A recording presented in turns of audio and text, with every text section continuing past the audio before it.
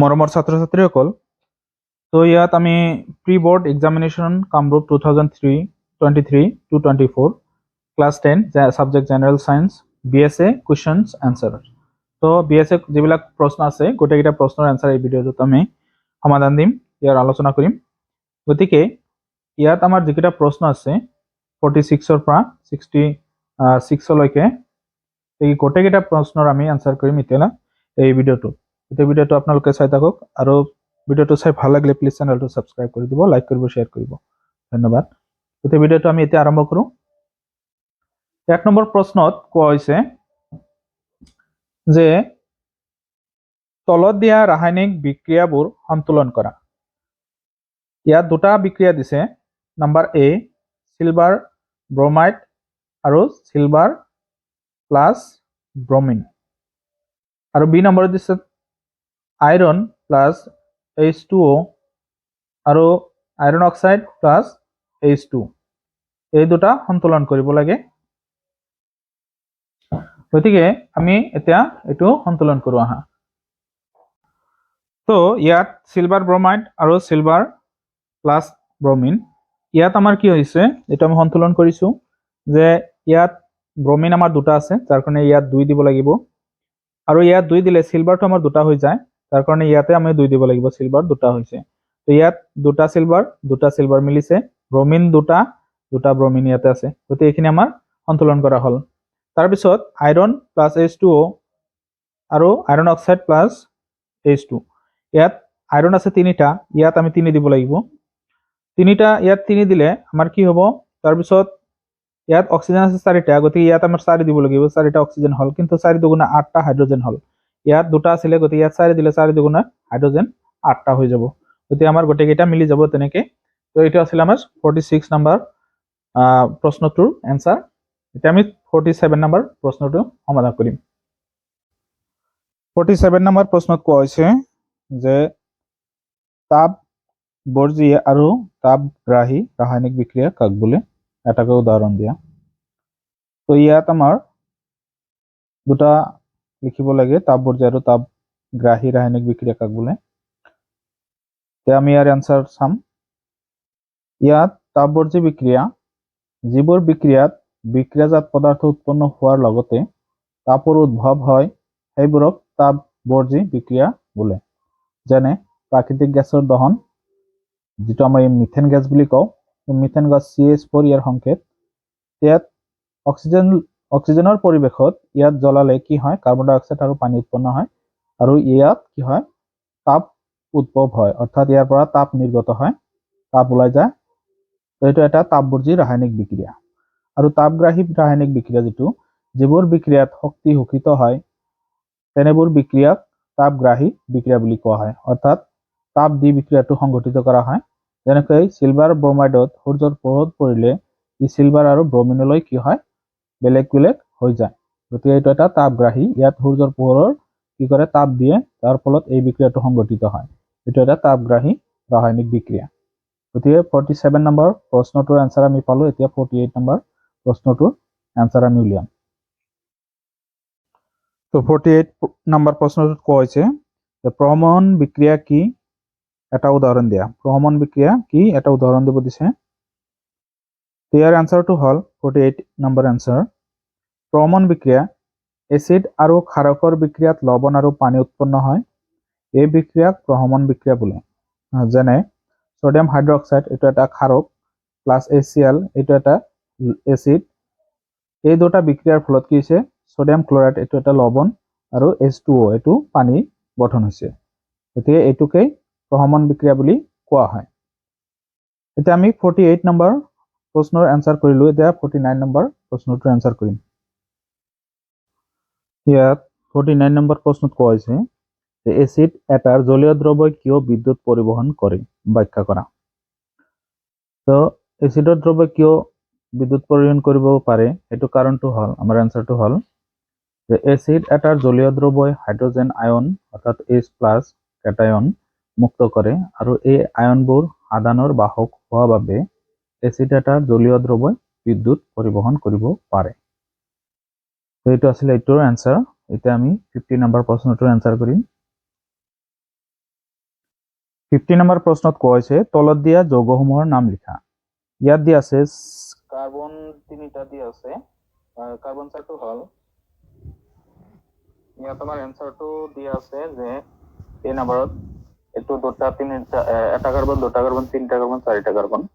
তো কাৰ্বন চাৰিটা হলে আমি যদি চাৰিটা কাৰ্বন থাকে তেতিয়া এলকেন হয়, এলকেনৰ কি হয় বিউটেন হ'ব। তেতিয়াহ'লে ইয়াত তিনিবাৰ এইটো এটা বিউটাইন যৌগ হ'ব কাৰণ ত্ৰিবন্ধনী আছে। আৰু ইয়াত কি আছে CHO, এটা এটা কাৰ্যকৰী মূলক। এই কাৰ্যকৰী মূলকটো হল এলডিহাইড গ্ৰুপৰ কাৰ্যকৰী মূলক।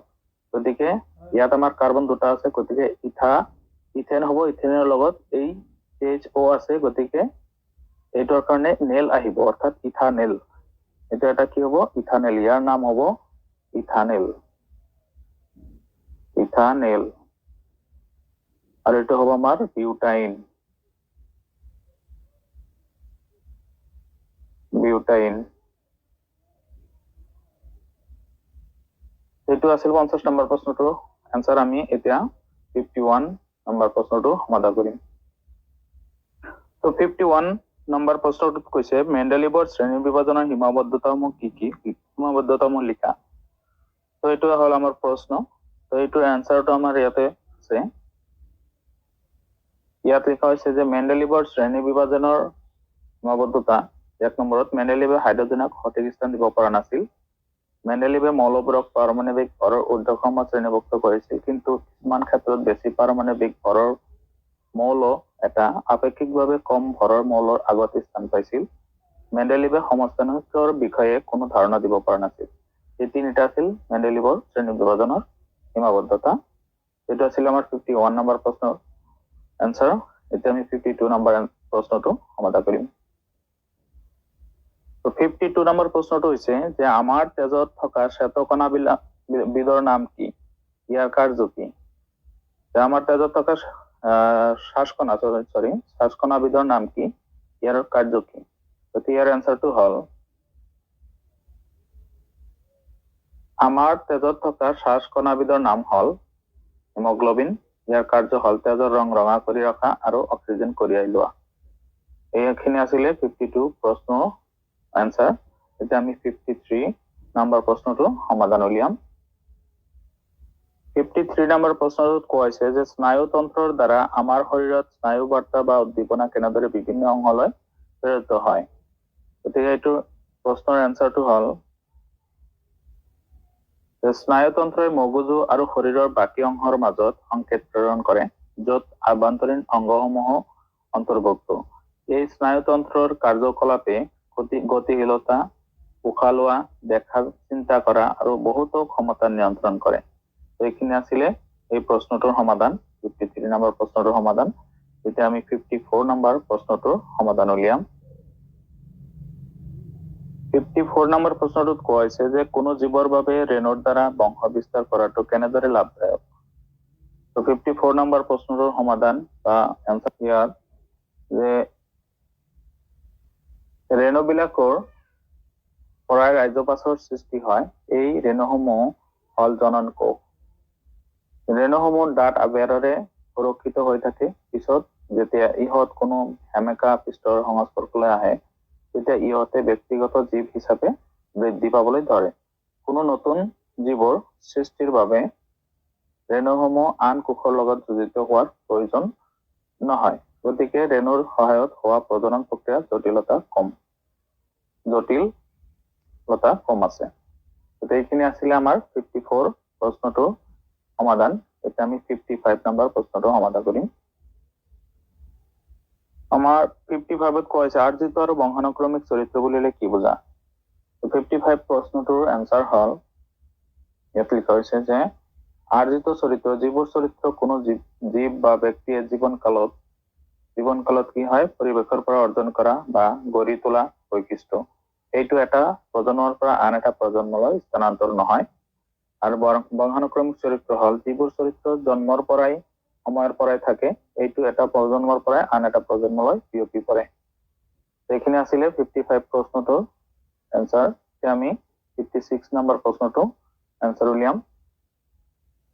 56 নম্বৰ প্ৰশ্নত কোৱা হৈছে যে অবতল দাপনৰ কোনো অৱস্থানৰ বাবে হ্ৰদ ওলোটা আৰু বিবৰ্ধিত প্ৰতিবিম্ব পাবলৈ লক্ষ্যবস্তু শুদ্ধ স্থান দৰ্শাই ৰশ্মি চিত্ৰ অংকন কৰা।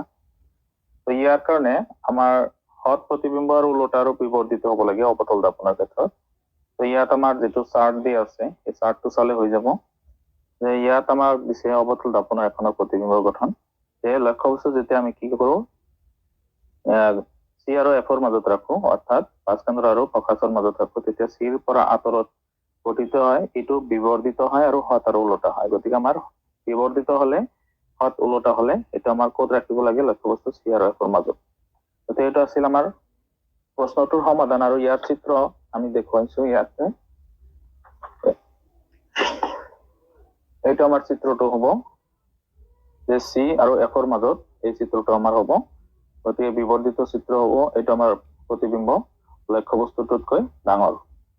গতিকে আমি 5 নম্বৰ এইটো আমাৰ চিত্ৰ হ'ব। এটা আমাৰ আছিলে 56 নম্বৰ প্ৰশ্নটোৰ সমাধান। এতিয়া আমি 57 নম্বৰ প্ৰশ্নটো সমাধান কৰিম।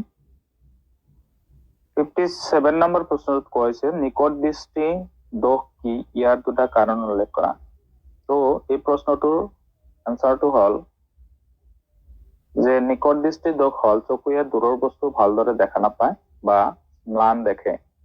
ইয়াৰ কাৰণ দুটা হ'ল যে চকুৰ গোলকৰ লেন্সৰ অত্যাধিক বক্ৰতা, অক্ষিগোলকৰ দীঘল অৱস্থা। এটা হ'ল চকুৰ লেন্সৰ অত্যাধিক বক্ৰতা, 2 নম্বৰ হ'ল অক্ষিগোলকৰ দীঘল অৱস্থা। এই দুটা কাৰণৰ কাৰণে কি হয় এই বিকাৰটো দেখা যায়। এইটো আছিল আমাৰ 57 নম্বৰ প্ৰশ্নটোৰ সমাধান। এতিয়া আমি 58 নম্বৰ প্ৰশ্নটো সমাধান কৰিম।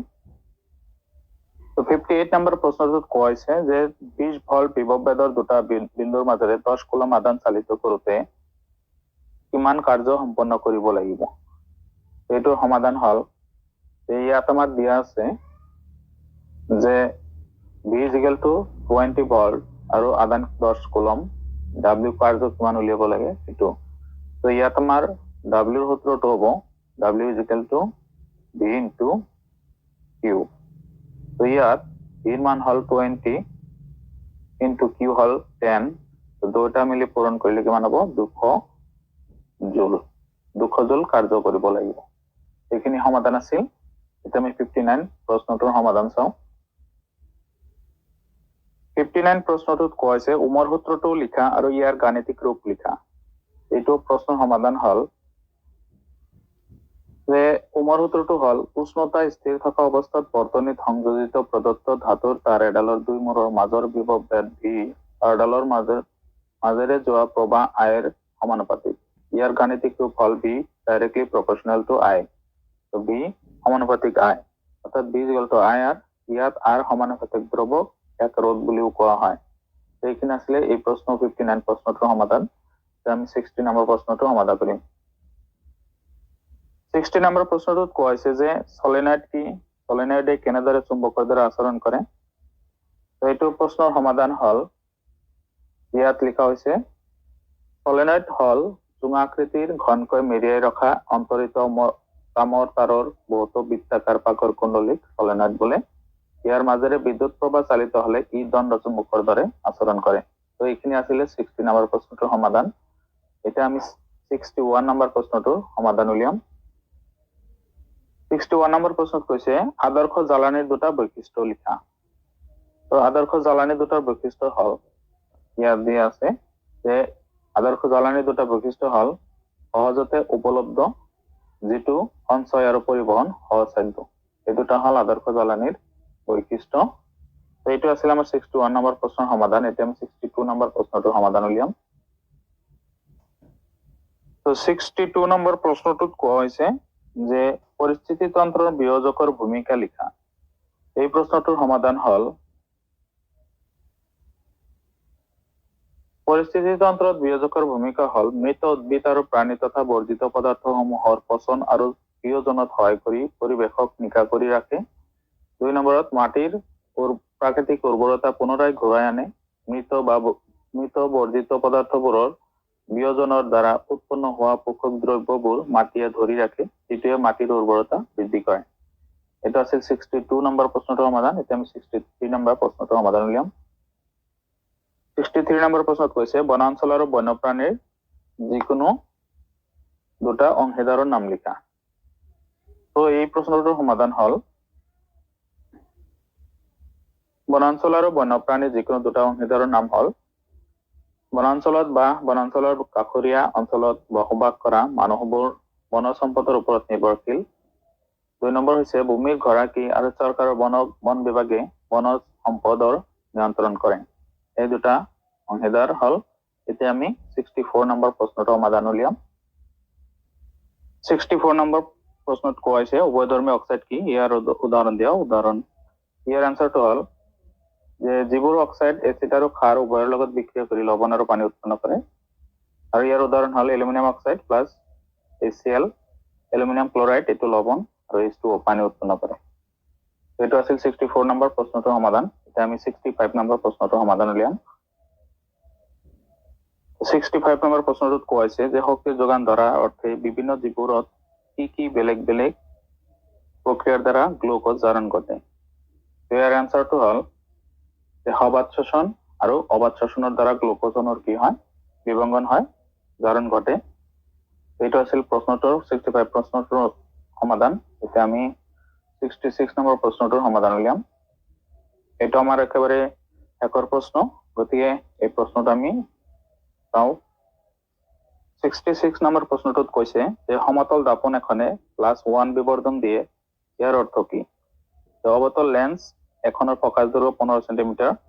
লেন্সৰ পৰা কিমান দূৰত্বত লক্ষ্যবস্তু ৰাখিব লাগিব যাতে 10 সেন্টিমিটাৰ দূৰত্বত লেন্সে এটা প্ৰতিবিম্ব গঠন কৰে। তো ইয়াৰ এনসাৰটো হল যে বিবৰ্ধন +1 ইয়াৰ অৰ্থ হল সমতল দাপোনত লক্ষ্যবস্তু দাপোনৰ সন্মুখত যিমান দূৰত্বত থাকে প্ৰতিবিম্ব সিমান দূৰত্বত গঠন হয়। আৰু অৱতল লেন্সৰ ফকাচ দৈৰ্ঘ্য সদায় কি হয়? ঋণাত্মক হয়, যাৰ কাৰণে ফকাচ দৈৰ্ঘ্য 15 সেন্টিমিটাৰ আছিল, এইটো -15 হ'ব। যে ইউ হল লক্ষ্যবস্তুৰ দূৰত্ব, এটা আমাৰ দিয়া নাই, আৰু প্ৰতিবিম্বৰ দূৰত্ব 10 সেন্টিমিটাৰ দিয়া আছে। ইয়াৰ কাৰণে আমাৰ লেন্সৰ এইটো এটা সূত্ৰ লেন্সৰ কাৰণে 1/v - 1/u 1/f। এতিয়া যদি ভি এইটো সকলে যায় প্লাস হ'ব আৰু এইটো ইফালে আহিলে কি হ'ব? প্লাস হ'ব। গতিকে এইটো হ'ব মাইনাস হ'ব। গতিকে আমাৰ কি 1/v 1/u = 1/v - 1/f। এইটো ইফালে আহিলে মাইনাস আৰু এইটো ইফালে গ'লে প্লাস হ'ব। গতিকে আমাৰ কি হৈছে 1/v - 1/f। গতিকে ইয়াত আমি এই বস্তুটো এনেকৈ কৰিব পাৰো, সূত্ৰটো বনাব পাৰো যে 1/v - 1/u = 1/f। আমি যদি এনেকৈ বনাও 1/v - 1/f, এইটো মাইনাস আছিলে সকলে গ'লে প্লাস হ'ব, এনেকৈ বনাব পাৰো। ঠিক এইটো বস্তুই লিখিছো ইয়াতে। তো এতিয়া আমি মানকেইটা বহাই দিলে ইয়াতে v মান 10 আৰু f ৰ মান -15, মাইনাস মাইনাস কি হ'ব? প্লাস হ'ব। তো ইয়াত লসাগু কিমান হ'ব? লসাগু 30। তো 30 হলে 10 30ৰ ভিতৰত 3 বাৰ যায় 3 হ'ব, আৰু 15 দুবাৰ যায় 2 হ'ব। 3 + 2 5, 5 30ৰ ভিতৰত 6 বাৰ যায়, গতিকে ইউৰ মান কিমান হ'ব? 6 সেন্টিমিটাৰ। যদি আমি বজ্ৰকৰণ কৰো, অৰ্থাৎ লক্ষ্যবস্তুৰ দূৰত্ব আমি কিমান পালো? 6 সেন্টিমিটাৰ। এইটো আছিল আমাৰ 66 নম্বৰ অৰ্থাৎ শেষৰ প্ৰশ্নটোৰ সমাধান। গতিকে ভিডিঅ'টো ইমানতে সামৰিছো। যদি ভিডিঅ'টো ভাল লাগে প্লিজ চেনেলটো সাবস্ক্ৰাইব কৰি দিব, লাইক কৰিব, শ্বেয়াৰ কৰিব। ধন্যবাদ।